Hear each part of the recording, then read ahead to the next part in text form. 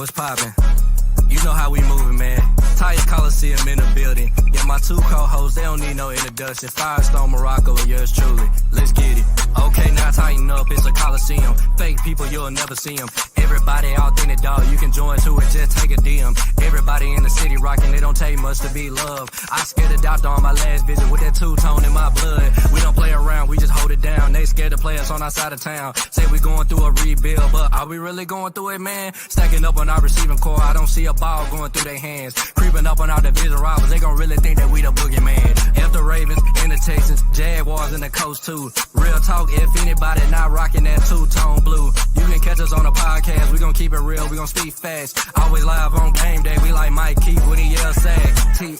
Titans Colosseum. We be chillin' in the front row, it don't take much for you to go and see him. Titans Colosseum. Everybody authentic, dog, you can join to it, just take a deal. You know what time it is. It's the Titans Colosseum Podcast. Tighten the up. Let's go. Hey, man. Say, man. Welcome to the Titans Colosseum Podcast. Hey, I'm in the building with Leonard Firestone, RJ Ellison. Fellas, what's poppin'? What's going on? What's going on, man? Got a special guest in the building, man. We can't wait to, introduce, man. Got the enemy lines out of here, man. You know how it goes, man. Yes, sir, man. Another day talking podcast, man. We got a little special guest, little gift here we got from Chris Manor, and man, I know y'all got y'all's coming in the way, so this is nice. So I made sure to bring it on the show tonight, represent, show off this beautiful piece of work here. You walking around with that belt like you done knock somebody out to get it. Bro, I'm just going everywhere with me, bro. Try me, bro. I'm walking around like the heavyweight champion of the world. I promise you. Don't let Firestone put you in a figure four. I get my Ric Flair on, bro. Hey, man, as y'all can see, man, we got a very special guest in the building. Hey, he holding it down for the Colts fans up over there. Great A1 content. Y'all can go and watch his podcast on YouTube, Brain the Juice Colts. Everybody give it up for Derek Large. What's going on, boys? How you doing? Hey, man, that intro got me vibing a little bit, dude. Yeah. I was back there backstage. I was over here in my seat just chilling, man. That's good.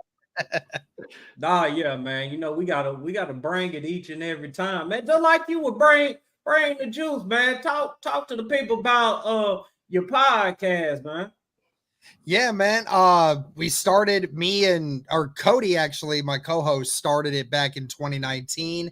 And he asked to try to get a co-host on Twitter. And, I asked if I could join and not really thinking much of it. And sure enough, after he had a decent following going already, just asked to come on, and we started doing episodes, and here we are 5 years later, still doing it, still holding it down. And, now we're obviously on YouTube and anywhere else that you actually listen to podcasts. You can find us everywhere. And man, it's been a journey. It's been awesome being able to do this. And, being able to interact with so many great content creators and obviously getting to meet guys like y'all. So it's great, man. Bring the juice, man. It's a fantastic one that I love. I put a lot of hard work into it. And, I just can't wait for another season to be able to cover the Colts and the NFL. Nah, yeah, man. I know the Colts, man. They got a lot going on right now, just like the Titans. That's why we got y'all here today, man. We got to keep everybody in the loop with what's going on around the AFC South. But hey, shout out to everybody watching tonight. Make sure you like, share, subscribe, tell a friend about us, blah, blah, blah, this, that, and the third. Shout out to Julie watching tonight. Shout out to our boy Corey D in the building. Shout out to Nancy, Rashad, Daniel, Bryson, Haley, Maurice, Mr. Curtis. We appreciate each and every one of y'all. Like I said, make sure you like, share, subscribe. And if you're looking for a vehicle, make sure you head over to Music City Autoplex and check out their great line of vehicles. You can holler at Wilson, tell him you came from the Titans Colosseum. He's going to take good care of you. If you can't make it down to the lot, you can go on the website, musiccityAutoplex.com. Y'all ready to get to this business? Yeah, we can get down to it yes, right sir. now.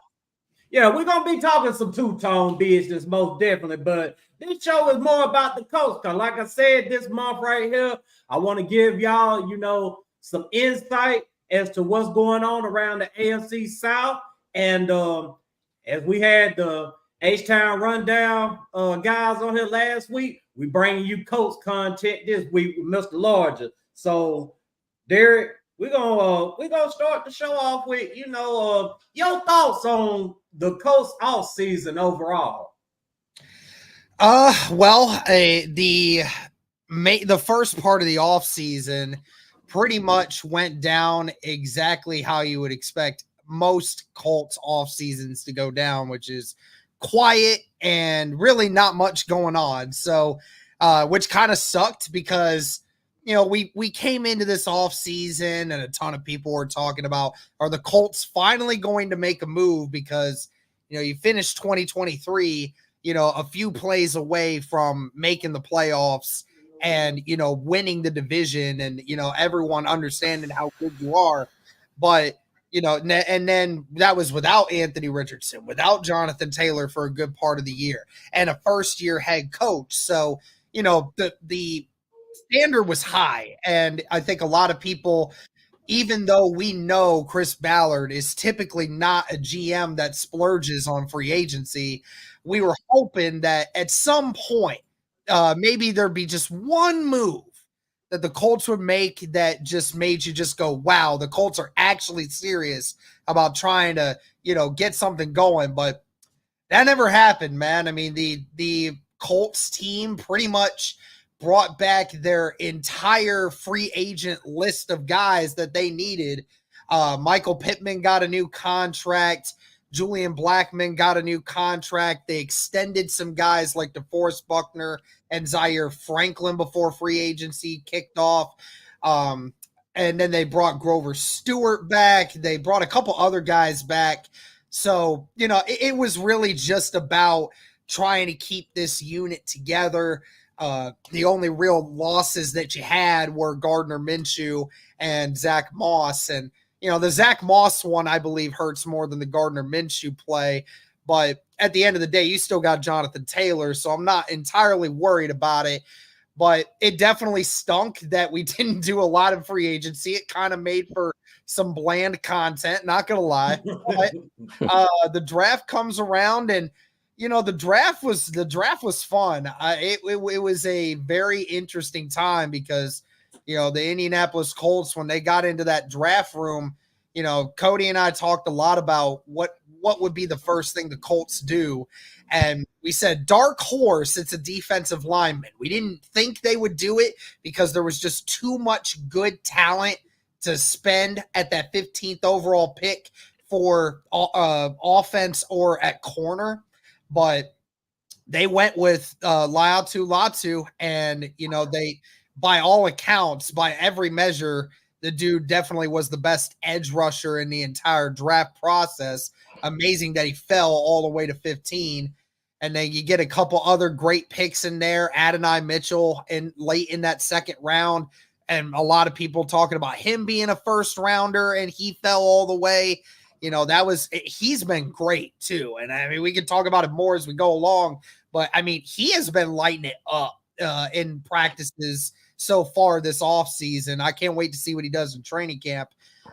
You got a couple other good depth pieces everywhere else. So, draft, I really like the Colts draft. They gave people something to cheer for when, the beginning part of free agency, you really didn't do a whole lot. So, yeah, I know that you mentioned the free agency part for the Colts was pretty bland. Y'all, Colts fans thought they had a shot at L'Jarius Sneed, and we obviously seen how that went. Tell me about the craziness with Colts fans when all of that went down. Dude, that was, and I apologize if you guys hear my dog barking across the way. He's Nah, it's all good. I got a washing machine going right now. No, but dude, that L'Jarius Sneed stuff was wild. So obviously, like, we knew L'Jarius Sneed was always in the mix. Like the Colts were one of like 6 teams right off the bat that were being named right off of it. But then like it came down to 3 teams. We were hearing it. And then L'Jarius Sneed was mixing in with the Colts. And everyone was thinking, oh, maybe that's why this is taking so long, because Ballard is really trying to actually make this move happen, and why there's no other moves happening, because Ballard's really focusing on this. But I mean, I'll tell you this, y'all. I don't know how connected on Twitter you guys were, but I can't remember when, but my good friend Destin Adams, who covers not only the Indianapolis Colts on A to Z Sports, but he does it with the NFL as well. Very well-respected guy within the Colts media group. He's built up quite a reputation for himself. He reported in a Saturday morning, I don't remember when exactly it was, but he said the deal is practically done. They just have to iron out a few small details, but it's pretty much committed that L'Jarius Sneed is going to be an Indianapolis Colt. And then 2 hours later, we get a report from Stephen Holder, who's an ESPN reporter for the Indianapolis Colts, saying this is not true. I have never heard this in my life, and it's actually the exact opposite. And I mean, I'm at work while this is happening, so I'm so mad because I'm trying to follow all this drama while I can't technically be on my phone at work, so it sucks. But you know, I'm watching all this drama, and then there was Destin that was saying it, and then this other Colts Twitter account that was saying the same thing that he was, because he says that he is friends with someone that was very close to the situation. And then so you had Colts Twitter going at each other's throats over this player. Yeah, one side of people that were praying to God that Destin was right, and the other side that was saying, I ain't believing shit until I actually see it from my own eyes. And then that Saturday, news never came out. That Sunday, news never came out. That Monday, news never came out. And then it just started dissipating. And then we were like, okay, we got jebaited. I mean, we got hardcore. And you know what? I love Destin. I know for a fact that he would not have reported something like this had he not heard from someone that he trusts in the building that a deal was very close. And I still do firmly believe that a deal was very close, but we knew what was happening with L'Jarius Sneed over the offseason. He was trying to get the best contract that he could. That guaranteed money was a problem, and I guarantee that it was that money, the guarantee money, that, you know, Ballard was a few off than what L'Jarius Sneed wanted, and, you know, the Titans were willing to do it because the Titans are playing with house money, and, you know, they were like, hey, we're gonna build up this roster to the best of our ability with however much money we can, just to be able to see what we can do with it. Yeah, so I mean, that was wild, that part of the offseason. And it's all kind of like distant memory now, which was so weird because I spent so many nights up on Twitter Spaces and watching like updates to see if this was actually true. But it felt like a movie. Like it was like a climax coming, and then like you thought the climax was about to come, and then it just went down, and then you became there's like the stages of 5 stages of grief and denial and anger and all this other stuff was coming about. So dude, L'Jarius Sneed took Colts Nation on a ride this offseason. It was wild. I'm glad y'all have him now. You can take that wherever you want. Okay, we'll see if you're still glad when the season comes and the wide receivers line up. Look, I'll say this though, man. It was a joy watching Coach Twitter go into a frantic for not only not getting to L'Jarius Sneed and then going to the Titans. You know what I'm saying? Dude, yeah, I think that's what made it worse more than anything is not even just the fact that we lost him, but we had to lose him to you guys, which definitely made it worse. Yeah. because it was nice because we had the Calvin Ridley we got, and then Jacksonville thought they was getting him, and then it was L'Jarius Sneed. Y'all thought y'all was getting him. We didn't have a chance. Then they both came here. It's like, hey, it's nice. Like we wanted these players anyway, but it's nice when you get them and your rival thinks they was going to get them. They were so happy, and I don't know about y'all, but on Twitter, for me, all Colts fans tell me, y'all ain't getting Sneed. You ain't no chance in hell y'all getting Sneed. Then we got Sneed, and they was all quiet real quick. I was like, all right, we're going to see. I think the problem is just the fact that every single player that the Colts have been connected to this offseason has been connected to y'all too. And I think it's not they're connected to the Titans and then it's confirmed they're connected to the Colts. No, it's the opposite. We all hear they're talking to somebody with the Colts, and then all of a sudden, like later that day, oh, they've also been talking with the Titans. It's like, why? Like, why is every single secondary player that we're trying to get always linked to y'all too? Like go away, please. You're cooking, bro. We needed DBs too, and Chef Ram was out there like, hey, we gonna get what we need and who we want. I'll say that the Titans secondary was ranked 32nd in the league last year. Like we needed both for Cheetah Bell Woozie and we needed L'Jarius Sneed because we had Roger McCreary playing on the outside and he's just not no outside corner. He's meant to play in the slot, you know what I'm saying? So and then you got people like Amani Hooker who just came out like a couple days ago and said, yeah, man, I can do my job now as a safety. I'm not trying to look at other people, you know what I'm saying, and make sure they ain't getting beat. I can finally just play my position the way I'm supposed to be playing it. And then Kevin Byard has said that for a while as well since he was here. So, like, we needed these players, man. Like, that's why we were so aggressive. And then it's just funny looking at some of the old tweets from Colts and Jaguars fans when it comes to the Calvin Ridley and L'Jarius Sneed, because it's like y'all thought y'all really wanted these players. And then you look at Calvin. I never wanted Calvin Ridley. No, I ain't talking about Calvin, but I know, like, the Jags, they was hyping up Calvin Ridley throughout the whole season, throughout the offseason. Then he goes to the Titans, and now all he do is drop balls. Like, you don't do that. That money talks, bro. That money talks. Yeah. It is. I mean, we all know that they ain't go there for winning culture. They went there for that big stacks, and other teams just wasn't willing to pay them. But L'Jarius and Awuzie, that's amazing. That's a great outside cornerback group. And you're right. You guys definitely, your secondary now is going to at least be a very middle of the pack group now, which is actually very nice. For sure. Yeah, so, man, you missed the Texans episode, Musa. The Texans episode, you can go back and watch it on YouTube. H-Town Rundown. Hey, AD, Mike, they done their damn thing. But today is about the Colts. So, Derek, for the shoe. So, Derek, do you guys get a whole plethora of Texan fans on you guys' podcast that just come on there and talk crazy every single episode? We do have a couple now. Yeah, we've had a couple.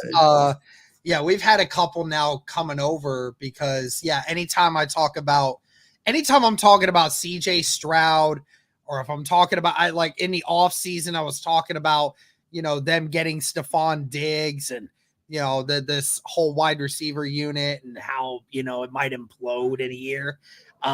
It's one of every time I bring something up about that, I always see like 2 or 3 of them come in and they always got something to say. So I've never met a Texans fan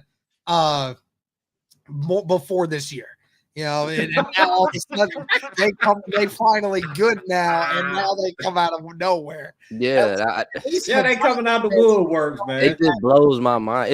That's the one thing I credit about our two fan bases. Like, at least when the Colts is losing and they ain't got nothing to play for, man, they all still out and about and outside. The Titans are the same way. We're still out and about and outside. But the Jags and Texans, they go into hiding, bro. When they ain't winning, you won't see a Jag or Texan fan. But as soon as they win, they everywhere. They outside.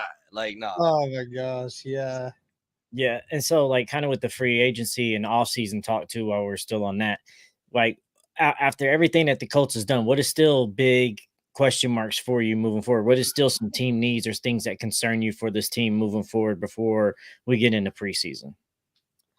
Well, offensive side of the ball, I'm not too worried. You brought Michael Pittman back, which I knew was going to be their number one priority. One of the better wide receivers in the league so far. You added a weapon in the draft with that. Some of your offensive weapons that weren't healthy last year are coming back this year. The defensive side is what concerns me a little bit, and the secondary is what scares me the most. I think the Indianapolis Colts, if I'm not mistaken, were 24th or 25th or something like that, which for me specifically, I think that's a shock for the fact that, you know, we had a starting corner that was a rookie that was hurt all off season. And hurt for half the season, mind you. And then another outside corner that was a 7th round rookie that had to play because our other starting corner went down with an Achilles injury in week 4. And then your best corner was Kenny Moore, who is obviously a great corner, best slot corner in the entire league still.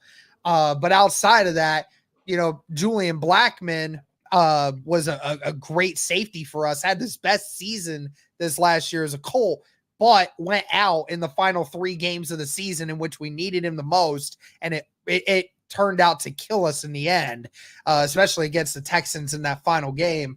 And then at free safety, I don't even know who the starter is at this point. Like I'm sad about it.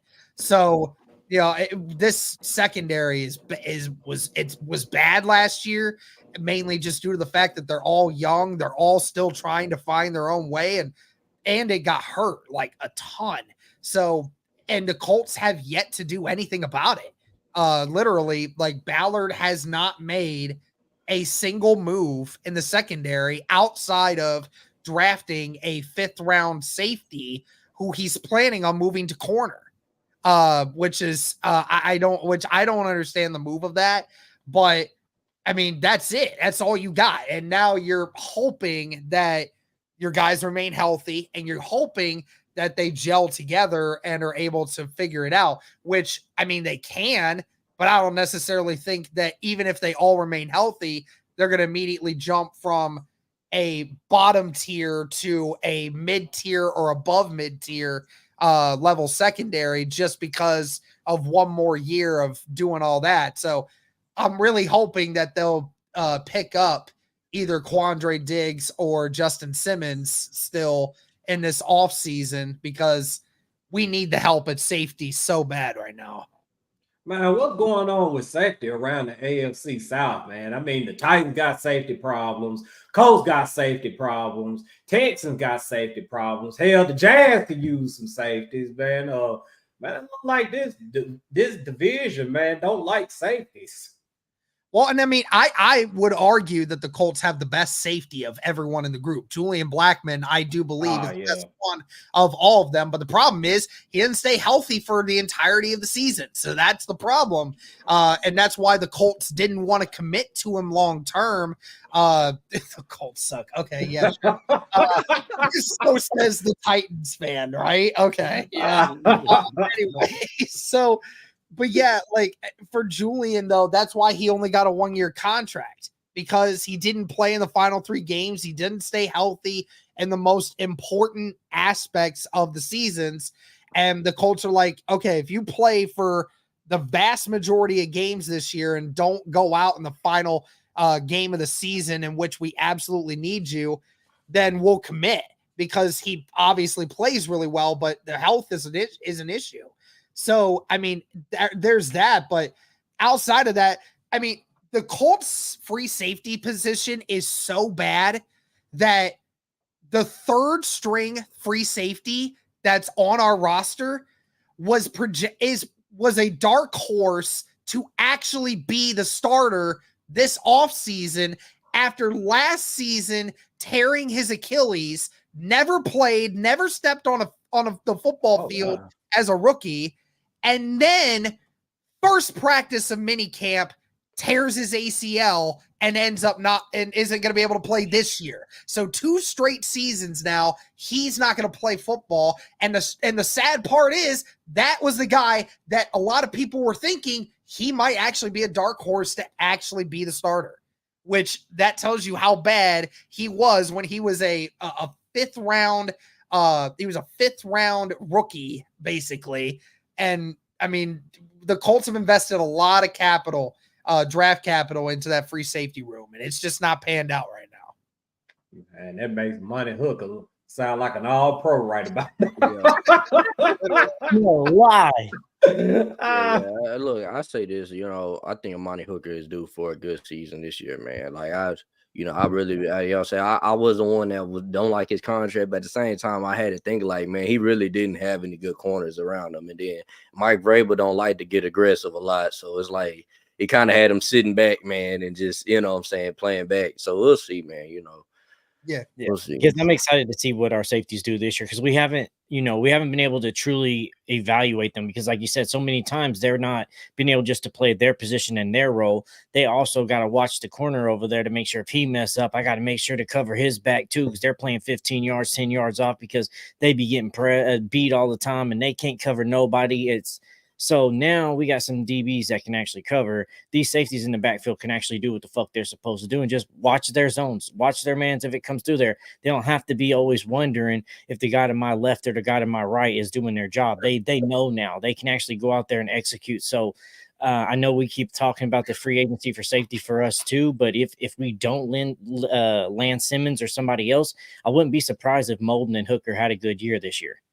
So at what point in time does these safeties start coming off the board, man? Because are they waiting until after training camp? Or are they waiting before training camp? Like, I'm like, man, sooner or later, these safeties going to have to come off the board. That's a great question. I mean, you're right. It's crazy. I know they be getting contract talks. There ain't no way that no team in the NFL has contacted them and said, hey, I want to give you this big contract. But I mean, that's the thing. They're waiting for the right situation, I think, because they're going to wait until middle of training camp when some team safety is either gets injured in the middle of camp, or a team realizes that their safety group is so bad that they have to throw that money at them, regardless of whether they want to or not. And that's when they'll come in. And especially because they're veterans, I would imagine they don't want to do as much training camp stuff as they have to.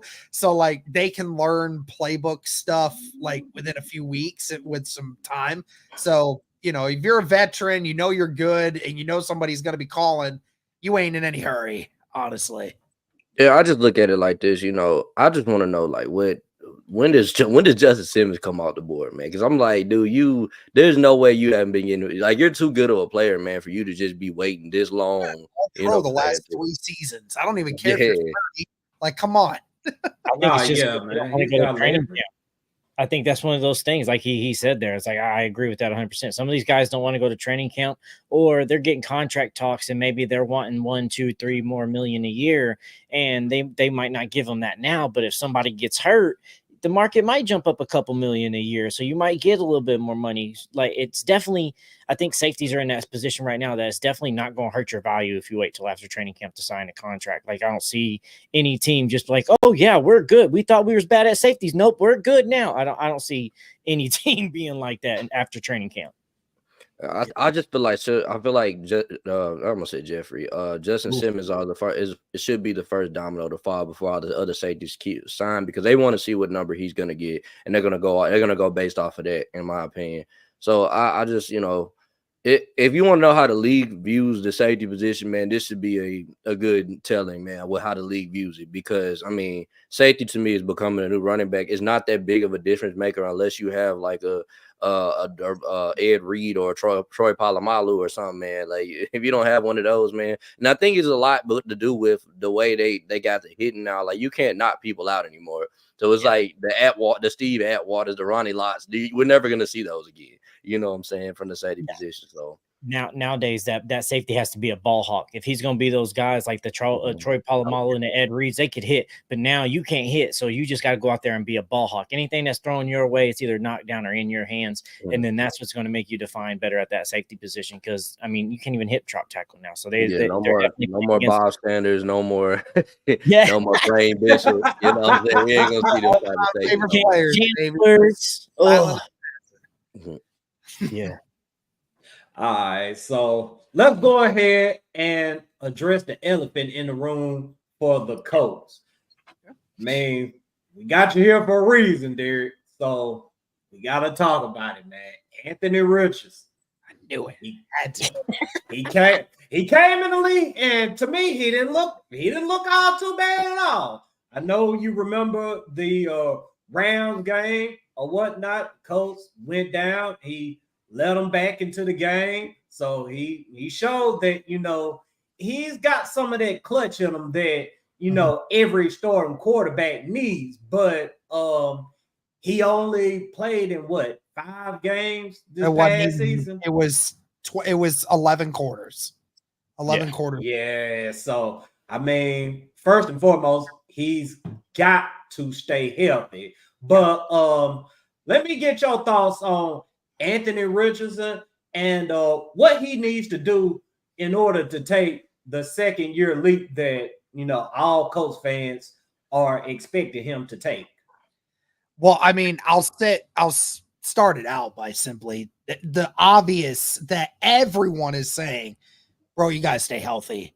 You gotta stay on the field, man. That's the only way that you're gonna prove to anyone that you deserve to be a franchise quarterback, regardless of Anthony Richardson can suck next year.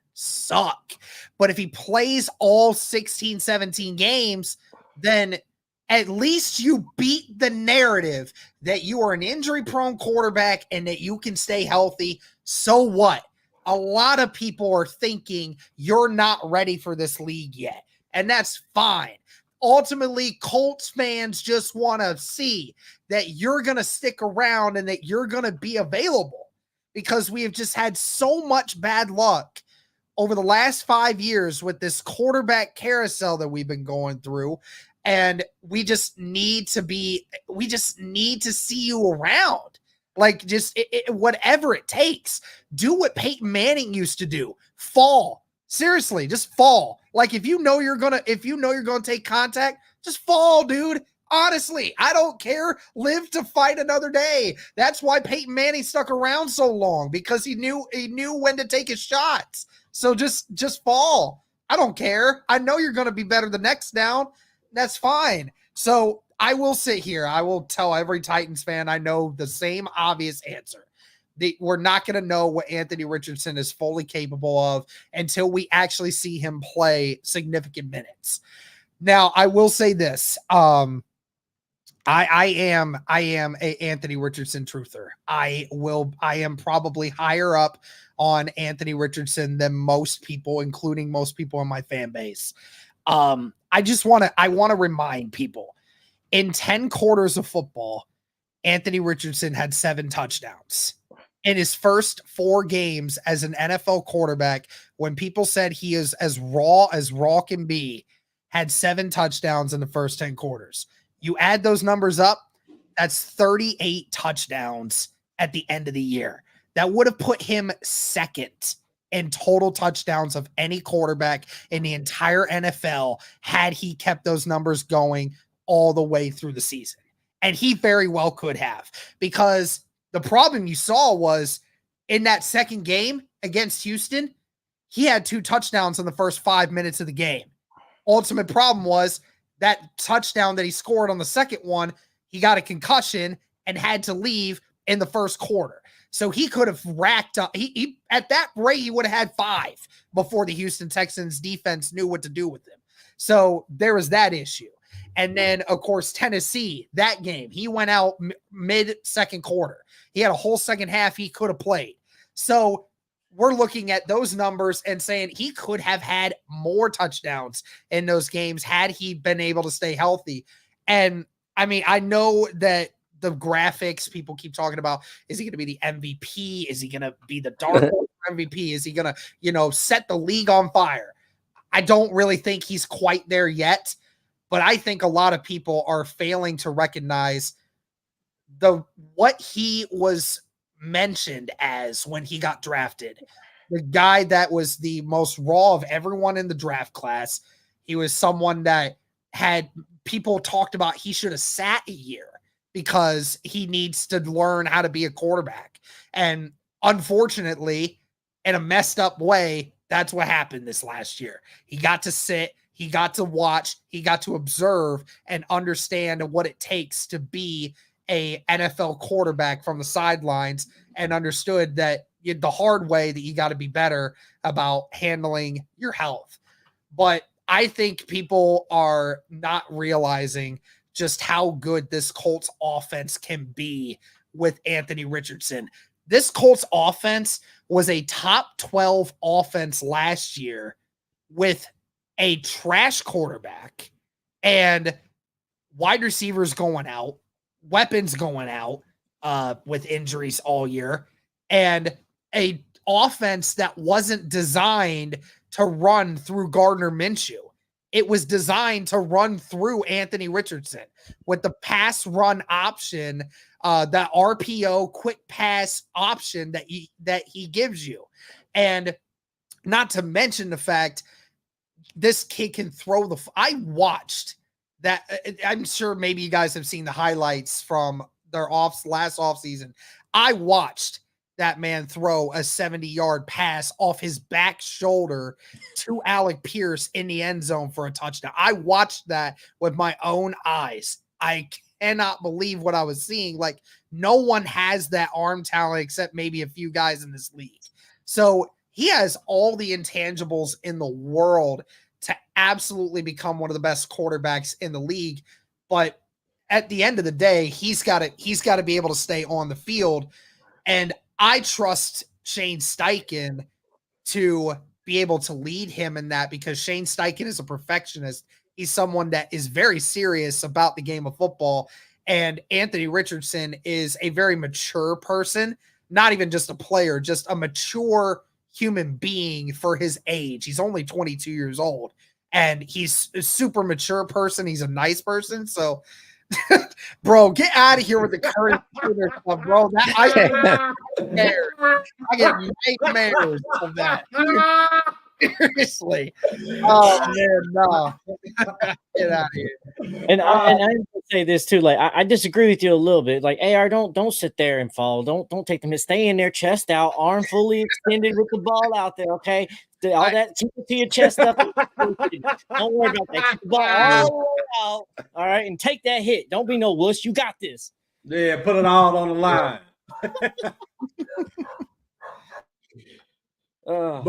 But yeah, so you mentioned Anthony Richardson. Been getting some praise from some people. People are thinking very highly of him. And something that we've talked about on the show is the mainstream media's perception of Anthony Richardson versus their perception of Will Levis. To me, it seems like with Anthony Richardson, they think the world of him. I mean, just like you said, they think that, he's a future MVP. They think he's going to be up there with the cream of the crop when it comes to quarterback. But then when they go talk about Will Levis, it's like, oh, we just got to see right now. He's the 32nd best quarterback in the league. And to me, I mean, their rookie seasons was damn near identical. I mean, you saw some good, bad, and ugly with both of them. And I don't want to get your thoughts on, the perception of Will Levis versus Anthony Richardson in the national media. Well, I will say that I think the main reason those differences happen is I think a lot of people look at the situations that both of these quarterbacks got dropped into last year. I mean, you look at the Indianapolis Colts. I mean, Anthony Richardson went into a very good spot. You went in with a great offensive line, an offensive-minded coach that knows how to draw plays. You have some good weapons in Jonathan Taylor, Michael Pittman, and whatnot. And then you have a solid defense that can actually get you the ball every once in a while. So it was a good situation for Anthony Richardson, and it was a great spot for him to be in. For Will Levis, I mean, he got dropped in because they had to, because your other quarterbacks suck. Let's just be honest. And then, you went into it with a coach that a lot of people questioned if he still had the locker room or not, and a team that looked like it had just given up, and there's question marks about it because he had no weapons, he had no offensive line, he really had nothing, and I have poked a lot of fun at Titans fans for, trying to compare Will Levis to Anthony Richardson, who played in a fifth of the time, had almost as many touchdowns as your quarterback did throughout the entirety of the season. I've brought that up so many times this offseason. But I mean, as far as how they're brought up in the national media, yeah, I think also like when it came to the coverage of him during the draft and just shortly after it, people question like, why did he fall out of the first round? What happened? Because they said like if the Colts didn't take him, then nobody else wanted him after that, obviously.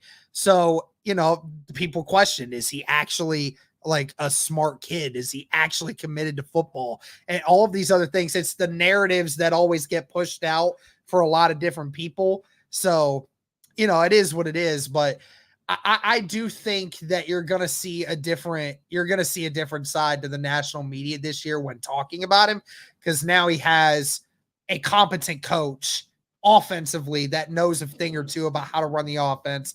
You fixed up a few things on your offensive line, so it's going to get a little better. You added some weapons this year that he can throw to, that, he can actually not be afraid to throw the football now. And the defense got a little better as well. So, he can piss off a lot of Titans fans. I don't care. He sucks. He's the worst quarterback. Honestly, he's probably the worst quarterback in the league now. You won't hear no complaints from me and RJ. Now, Milestone, he ready to go to war with you. Yeah, man. He ready I'll say this: from 2019 to 2021, Tannehill was a top 10 quarterback in the league. Man, I don't care what nobody say, man. Those 3 years he was. That's it. Huh? What'd you say? I said his best games come against the Indianapolis Colts. Yeah, I don't know what he had against y'all, man. He kept killing y'all. How to play quarterback, but when he plays man defense, he turns into freaking Patrick Mahomes all of a sudden. A little That's why I kept telling Colts fans, I like, bro, you can't say nothing about my quarterback because he keep lighting y'all up. I get nightmares if I have to watch Tannehill play the Colts. Honestly, they should just have him play the Colts. Honestly, like just bench Levis and just put Tannehill in. They might have a better shot at it. Honestly. Yeah, no, man. I think now too, like with Will Levis coming in, Tannehill's big thing is he could have done all those things for us, but coaching was an issue, and at time personnel was an issue. Who the hell are you going to throw to? But last year too, with Will Levis, it was not only did you not have a lot of targets to throw to, you had a coach losing the locker room, you had an offensive coordinator, you wasn't surely if he's actually calling what he wants to call or if Vrabel's what he wants to call, and the O-line was atrocious. I mean, you couldn't even get wide receivers to run slant routes and get time to throw the ball. So, I mean, Will Levis truly didn't even have time to make a lot of throws or even go through progressions and reads. So we'll get to actually evaluate and see him this year. So that's why it's aggravating when they say so many things about Anthony Richardson and he gets hope and this and that. And it's like, but then you put Will Levis, like all that shit, like he had a line blocking for him and he was just making atrocious plays last year and wasn't doing good. And it's like, nah, when you actually look at everything and how the Titans team last year was, it did not set up for Will Levis to succeed. And it wasn't an offense that was supposed to be ran through a type of QB that Will Levis was. Oh, 100%. Yeah. It will, this year will determine a lot of Will Levis. How does he look this year? Will definitely tell you a lot about the type of quarterback he can become, because they finally fixed some things on the offensive line and finally got himself some good weapons and a good coach that knows how to run an offense. Will it be perfect? No, but it will be a lot better though. I'll say this, dude. I just feel like, man, and Derek, you've watched the Titans for as long as you've been in the AFC South, man. All we've tried to do is run the ball down everybody's throat And we never won anything doing that, man. For the first time since these guys have been in Nashville, we are trying to beat people passing the ball. It's something that's been due, something that needed to happen, a culture change that needed to happen. And and I hate to say it, and I hate to wish, death upon somebody, but we needed Bud Adams to die. for goodness gracious, for this to happen. It's still even after Bud Adams died. They were still trying. They were still trying. Amy said, "I'd have seen enough of this." She's like, "We're not going to Super Bowl like that." Y'all were one of the last of a dying breed, which is that like you run an offense through the running back specifically. And the Colts have had their fair share of that. Even when Jonathan Taylor got drafted, 2021 to copy us. that was what the Colts identity was. That was literally it, because Frank Reich was such a terrible coach that he decided, I'm going to abandon the pass game and I'm just going to try to run the ball. Like, that's it. I don't have any good plays anymore to run with Carson Wentz. I'm just going to go ahead and just run this football till the day we die. And sure enough, we died on week 17 against the Jacksonville Jaguars in Jacksonville, just like we do every year. So, you're right. You cannot win in the NFL by your running game being the sole proprietor reason for you winning games. You just can't do it. Now you can win a Super Bowl with a very good running attack, no doubt about that. It can't be the league. It can't be the main identity. It can't be. That's why San Francisco can't get over the hump, because man, they keep going in there with some game managing quarterback and they get exposed every time by an AFC team. It keeps happening. The Chiefs, so right. So let's talk about it, Derek, man. What the hell is going on with the Colts and the Jags, man? You just mentioned it. The Colts, they got swept by the Jags for the first time since I don't know when last season. But then you got the whole thing in Jacksonville to where the Colts can't win the game in Jacksonville to save their lives. So I just want to get your thoughts on that whole little ordeal. The Indianapolis Colts have not won a game in Jacksonville. I'm about to be 28 this year, okay? And they have not won a game in Jacksonville since I was a junior in high school. Wow. That is how wild that is. It has been 10 years since the Indianapolis Colts have beaten Jacksonville in Jacksonville. And that was even during the prime Luck years. Like, when Andrew Luck would go down there, they wouldn't score. I never understood that. I never understood how Andrew Luck, who was one of the greatest quarterbacks that I've seen with my own eyes, especially in this franchise, could not produce a touchdown in Jacksonville. I didn't understand it. I truly couldn't.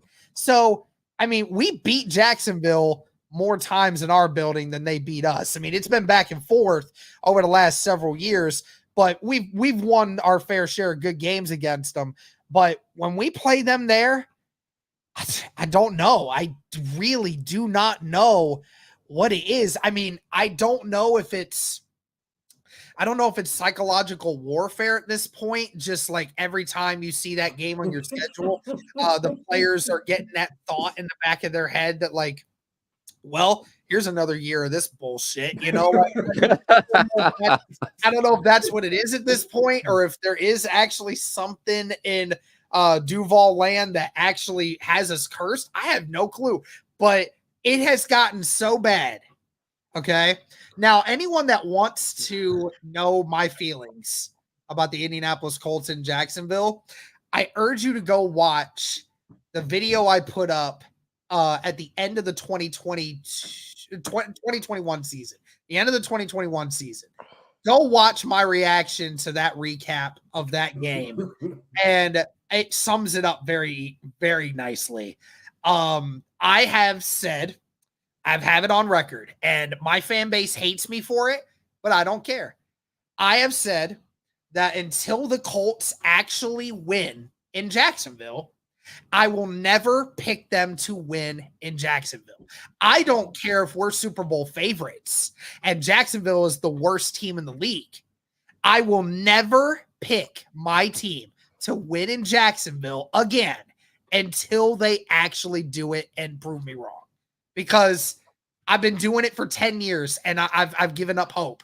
I've given up hope. I've honestly done even thinking that's a win at this point. I think we play y'all at home before we go to face them. So as soon as we're done trying to beat y'all, I'm going to just get ready for a depressing week and just say, none of this matters, guys. None of it matters. They just will lose, all right?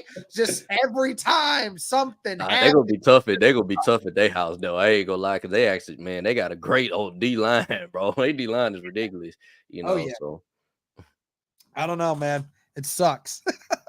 Man, it is pretty crazy, man, because like we talking about, I mean, y'all can't get a win in Jacksonville to save y'all life. And you brought up Andrew Luck, and hell, we couldn't beat Andrew Luck to save our lives. I mean, you got the picture right there. That's one of those Andrew Luck games, man. I see you trolling too. I got to imagine that was so painful for many years. I mean, man, he was. I was so glad to see that man retire. You just don't understand. Like that one time we was up like 24-3 and y'all came back and beat us. I was sick. My friend Logan I'm like, we cannot beat this dude. That was the Titans fans' best day of his life was the day Andrew Luck retired because it finally got rid of the curse. Man, it felt like you know 1,000-pound weight came off my shoulders. And hell, I don't even play for the damn Titans. I mean, I felt that relieved whenever Andrew Luck came and said, you know, I'm hanging it up. Thank God. That was a wild night for me.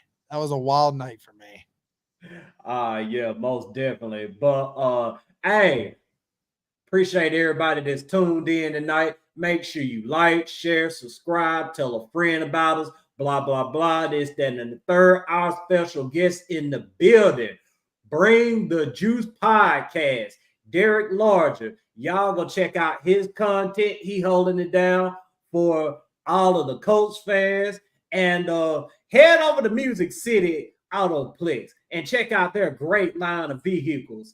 If you can't get down there to the lot, you go to the website, musiccityAutoplex.com. Ask for Wilson. Tell him you came from the Titans Colosseum. He gonna take great care of you guys. Hey, so let's go ahead get to this last topic of the night, the Colts. And in your opinion, Derek, where do you rank the Colts in the AFC South and in the AFC as a whole? Well, I would like to say that I rank them as the second best team in the AFC South. It's very close between us and the Jags. It has been for a few years now. And then as far as AFC, like in total goes, they're right there in the middle of the pack right now. They're still trying to figure out their way, but I mean, they can be a 7th seed. They can be an 8th seed. They can, be all of these things. I mean, hell, they can be a 10th seed if they're bad enough. I mean, it's, it goes back and forth a lot. So, I mean, I think most people can agree, this division is the Texans division right now, and it's theirs to lose, which I mean, makes a lot of sense. But I would put the Colts as the second best team in the AFC South right now. If Anthony Richardson plays all of his games, then I think we'll end up being right there with them. You got so with your ranking, you got y'all second, and sounds like you have us last. Your QB's not even throwing at training right now. They haven't thrown with his left hand. Oh boy! And the reason why is because we went 9-8 without him. We went 9-8 without him. This is what I'm trying to explain to Colts fans. Y'all are gonna get this year. They not giving enough credit to Gardner Minshew, bro. They not. No, they not. He was good for y'all. He deserves none. Nobody tell me no Pro Bowl bullshit, bro. That's he's the reason y'all beat us both times. Deserve no Pro Bowl. Y'all do not sweep the Titans without Gardner Minshew. I watched this man run away from a sack, look back behind him to see if a guy was coming, and then saw him coming when he had 3 yards of space, and then fall down because he was afraid. He ran backwards and fell down. I watched this man do that on live television, and I sat there and said, what? No, get him out of here, bro. Ain't that what you asking Anthony Richardson to do? Ain't that what you just said earlier? You said Anthony Richardson drop, fall, don't get hurt. At Don't least take he's a hit. falling forward. At least he's falling forward, not going back. Oh, man. Yeah, I was gonna say, bro, He doesn't run himself into sacks. He avoids sacks. Gardner Minshew puts himself into sacks. You know what, Morocco, man? Yeah. Morocco, man. After this season, man, we're gonna have to run it back with some of these podcasts that came on here. Oh, This yeah, shit we most gonna be definitely, laughing. man. Most definitely, man. I just There's just think, no way you know, the Titans can get better. There's just no way. bro, my yeah, thing- more go And ahead. in fairness, gonna stop. I got y'all. I think I got y'all winning 7 games this year at least. We I won 7 games. We won 6 games last. 6 We won, so games. we just got 1 game better. 7 or 8. I think that's about it. Nah, But man, hey, that was y'all can completely surprise different. everyone, man. I mean, we saw what happened with Indianapolis, man. They went from they changed their whole staff. They got a new quarterback. They got all this stuff, and then they went from being 4-13 to 9-8, and we're a few plays away from winning the damn division. So There's I no mean, way we can do that. it very well could be the Titans. I mean, it could. Anything can happen, man. I watched CJ it. Stroud can go out with an injury. Anthony Richardson goes back to IR for the 2nd straight year. Trevor Lawrence, obviously, he goes back to Clemson with that $55 million that he has. And just doesn't need to do anything anymore. It's Man, crazy. I'm looking at this division, man. I'm just Yeah. telling y'all, man, we have y'all everybody's about to beat up on each other, man. And you need a 4th place schedule for the way this division is about to beat up on each other. I'm telling you this now. Don't be surprised if the Tennessee Titans are battling for winning the division at the end of the season. Like, This might be the most competitive division in all. we all about to beat up on each other. Besides the AFC North, I think this might be the most competitive division in all football now. Yeah, most definitely. Nah, yeah. So y'all ready to wrap things up for the night? Follow Yes, me. sir. I'll wrap it All up. right. So, hey, Derek, like I said, man, appreciate you coming on tonight. Tell the people where they can find you. And if you got anything coming up, let them know about that as well. Absolutely. Thank y'all for letting me be on here tonight.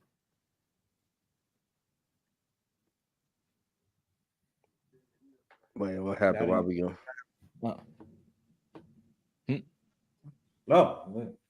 Oh, God, that was bad.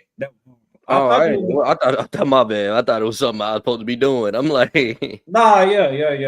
We're gonna tell the people where they can find them at, all that good stuff, man. But yeah, man. So we're gonna go ahead, rock and roll, man. But this episode has been brought to you by Music City Autoplex, man. Head over to Music City Autoplex and check out their great line of vehicles.